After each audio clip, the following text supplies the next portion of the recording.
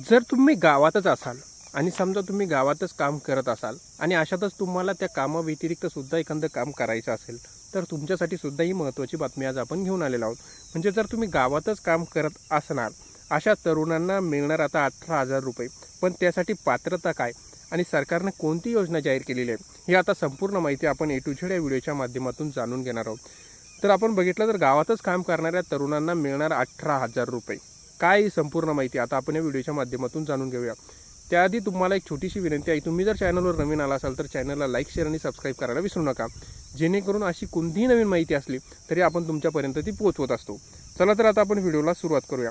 राज्यातील कृषी विभाग अधिक सक्षम करण्यासाठी हा एक महत्त्वाचा निर्णय घेण्यात आलेला आहे आणि या व्हिडिओच्या माध्यमातून आपण जाणून घेणार आहोत जर तुम्हाला सुद्धा यासाठी अर्ज करायचा असेल तर त्याच्या पात्रता काय आहे। चला तर आता आपण व्हिडिओ बघूया।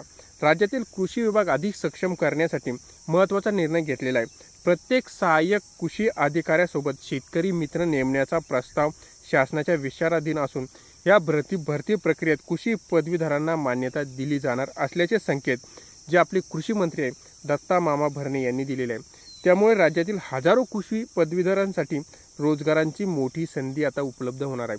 तुम्ही सुद्धा जर कृषी पदवीधर असाल आणि तुम्हाला सुद्धा आता कृषी मित्र बनण्याचा जो मौका आलेला आहे तो सोडायचा नाही। त्यासाठी जर तुमच्यासाठी फक्त जे कृषी पदवीधर एवढी पदवी लागेल आणि यामध्ये आता कृषी मित्र म्हणून हा जॉब मिळणार आहे, त्यामध्ये तुम्हाला 18,000 रुपये मिळणार आहे। जर आपण बघितलं तर पुढे कृषी मित्रासाठी जर आपण बघितलं तर ॲग्रिकोस संघटनेचे अध्यक्ष जे आहे आनंद चौधे पाटील यांनी सोमवारी कृषी आयुक्तालय कृषी मंत्र्यांची भेट घेतली। यावेळी शेतकरी जो मित्र आहे भरती प्रक्रियेत कृषी पदवीधरांना प्राधान्य द्यावे अशी सुद्धा त्यांनी मागणीही करण्यात आलेली आहे। राज्यात मोठ्या प्रमाणावर कृषी पदवीधर बेरोजगार असून त्यांच्या ज्ञानाचा आणि कौशल्याचा उपयोग थेट शेतकऱ्यांपर्यंत पोहोचवण्यासाठी या उद्देशाने ही मागणी करण्यात आलेली आहे। जर तुमच्याकडे सुद्धा कृषी पदवीधर ही असेल डिग्री तर सुद्धा तुम्हाला सुद्धा हा लाभ मिळू शकतो। कृषी मंत्र्यांनी यासाठी काय भूमिका घेतली आता आपण ती समजून घेऊया। कृषी मंत्री दत्ता मामा भरणे यांनी या मागणीवर सकारात्मक भूमिका घेतलेली आहे।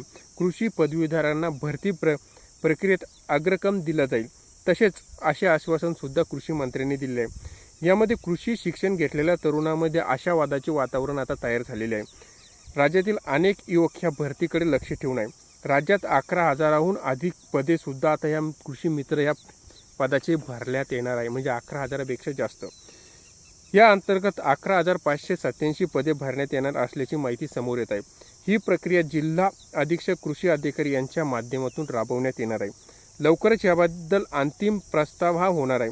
बरं, त्यांना पेमेंट कसं असणार आहे तर त्यांना दरमहा सुमारे 18,000 रुपये मानधनी असणार आहे अशी सुद्धा माहिती आता समोर आलेली आहे। दरम्यान कृषी पदवीधरांना ह्या भरतीसाठी आतापासूनच तयारीसुद्धा सुरू केलेली आहे असे आवाहन करण्यात आले। शासनाकडून अंतिम मंजुरी मिळाल्यानंतर भरती प्रक्रिया वेगाने होणार असल्याची शक्यता व्यक्त केली जाणार आहे। ही होती संपूर्ण माहिती आवडल्यास चॅनलला लाईक शेअर आणि सबस्क्राईब करायला विसरू नका। धन्यवाद।